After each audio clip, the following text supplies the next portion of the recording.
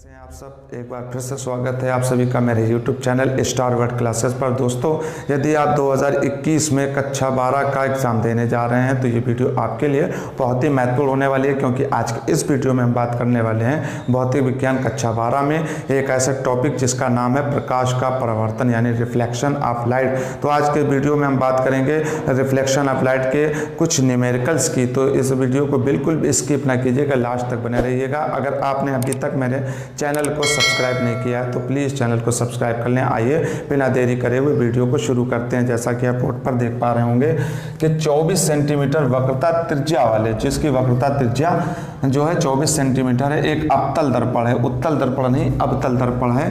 3 centimetre की दूरी पर एक मोमबत्ती रखी है। मोमबत्ती के प्रतिबिंब की स्थिति ज्ञात करना है। जो मोमबत्ती उसके सामने रखी गई है उसकी एक स्थिति ज्ञात करना है। तो आइए हम आपको बताते हैं किस तरह हम ज्ञात कर लेते हैं। सबसे पहले हम देखते हैं वक्रता त्रिज्या। तो वक्रता त्रिज्या तो आप समझते होंगे, इसको कैपिटल R से व्यक्त किया जाता है वक्रता त्रिज्या। तो वक्रता त्रिज्या के आधी अगर हम कर दें तो आधा यानी F जो होती है फोकस दूरी वो R/2 होती है, वो आपने पढ़ा होगा। तो यहाँ से आपका हो जाएगा R कितना हो गया 24/2 यानी 2 से काट दीजिए तो आपका आ जाएगा 12। लेकिन ये फोकस दूरी अवतल दर्पण है तो इसको नेगेटिव मिलेंगे। याद रखिएगा, अवतल दर्पण की या अवतल लेंस की जो फोकस दूरी होती है वो नेगेटिव रहती है, याद रखिएगा। और उत्तल लेंस की जो फोकस दूरी है वो पॉजिटिव में ली जाती है। तो यहाँ से आपके यू जो दे रखा है वो आपको माइनस में हमेशा लेते हैं, वो 3 सेंटीमीटर दिया गया। तो हमको ज्ञात क्या करना है, यहाँ से प्रतिबिंब की स्थिति को हमेशा कैपिटल V से व्यक्त करते हैं। किससे व्यक्त करते हैं? कैपिटल V से। तो हमको दे दिया गया है R और F दे दिया गया है और हमको U भी दे दिया गया। तो हमको V यानी प्रतिबिंब की स्थिति ज्ञात करना है। तो अब हम फार्मूले की बात कर लेते हैं। फार्मूला क्या होता है?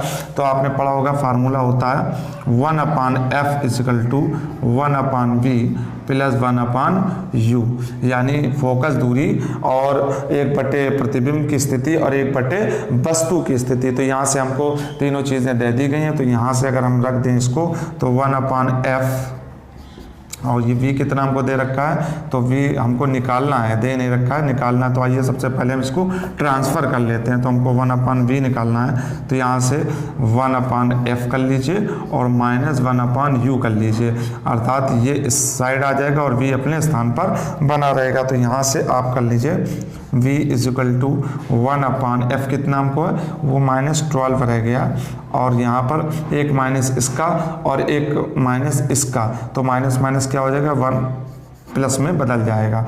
तो यहाँ से माइनस प्लस में बदल गया। अब हम इसको आगे कर लेते हैं। तो यहाँ से आ जाएगा ये 1/V और आपने पढ़ा होगा एलसीएम, यानी 12 और 3 में एलसीएम क्या रहेगा। तो 12 और 3 में जो बड़ी संख्या हो, यानी 3 के पहाड़े में 12 भी आ जाता है, तो आप 12 को ही एलसीएम यानी लघुत्तम बना लीजिए। तो यहाँ से हमारा एलसीएम 12 हो गया। तो 12 का पहाड़ा हम एक बार पढ़ें तो 12 हो जाएगा।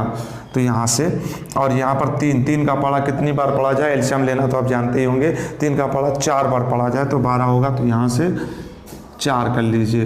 तो 1/V = जब 4 से 1 घटेगा तो 3 बचेगा।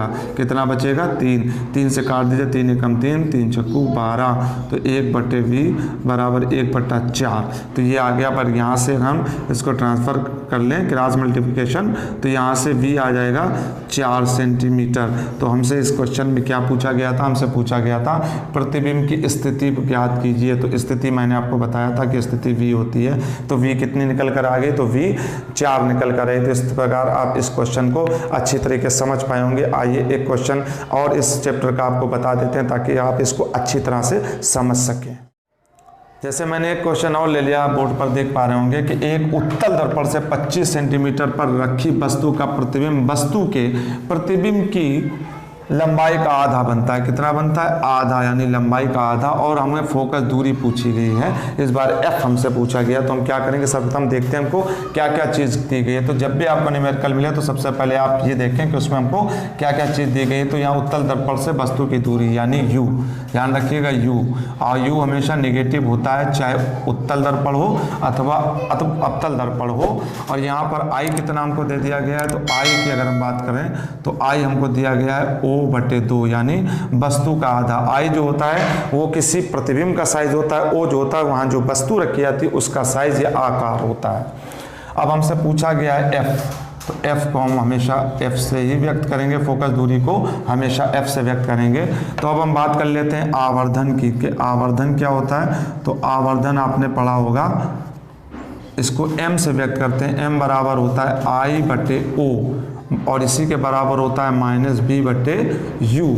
तो एक चीज़ यहाँ पर याद रखिएगा, जो उत्तल दर्पण के लिए होता है आवर्धन वो निगेटिव लिया जाता है, और जो अवतल दर्पण के लिए होता है वो हमेशा धनात्मक यानी पॉजिटिव लिया जाता है। इस पॉइंट को याद रखिएगा।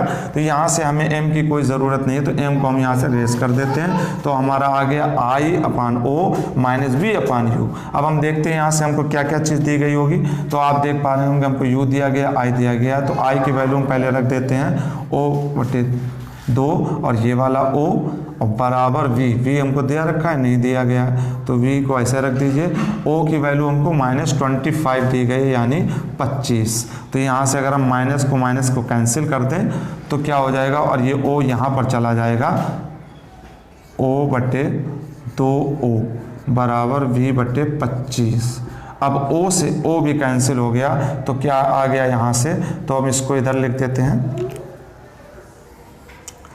यहाँ पर आप देख पा रहे होंगे आपको बचेगा 1/2 और यहाँ से बचेगा V/25, 1/2 और V/25। तो क्रॉस मल्टीप्लिकेशन जब करेंगे तो 25 यहाँ आएगा और 2 V के साथ चले जाएगा, और जब हम V को खाली करेंगे तो आ जाएगा 25/2।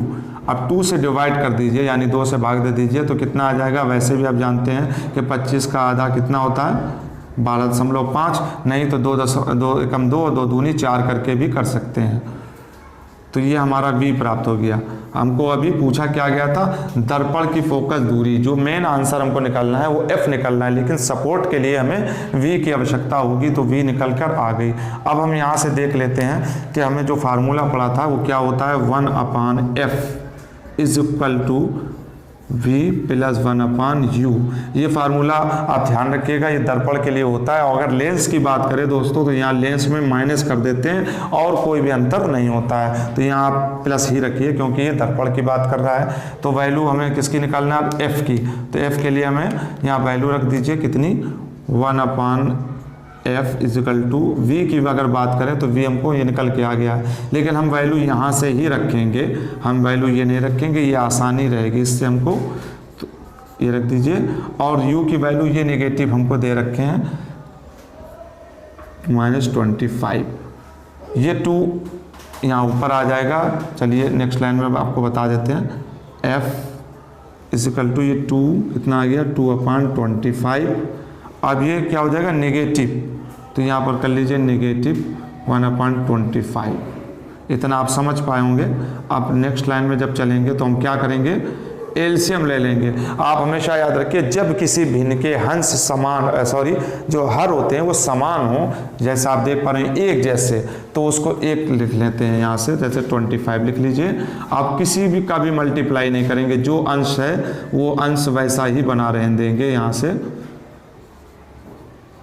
तो यहाँ पर आप कितना बचा है, तो आप देख पा रहे हैं 2 से 1 गया तो 1 बचा, और नीचे 25। अगर हम क्रॉस मल्टीप्लिकेशन कराते हैं तो यहाँ से हमको F मिल जाएगा 25 cm, क्योंकि पूरा सिस्टम हमारा सेंटीमीटर में चल रहा था, इसलिए हम cm ही लिखेंगे। cm का मतलब है सेंटीमीटर। तो जो हमसे वैल्यू पूछी गई थी फोकस दूरी, तो वो निकल कर आई है तो 25 यानी 25 सेंटीमीटर। तो उम्मीद है आपको वीडियो अच्छा लगा होगा। तो मिलते हैं नेक्स्ट वीडियो में, जब तक ख्याल रखिए अपना, पढ़ते रहिए। Thanks for watching and listen to me.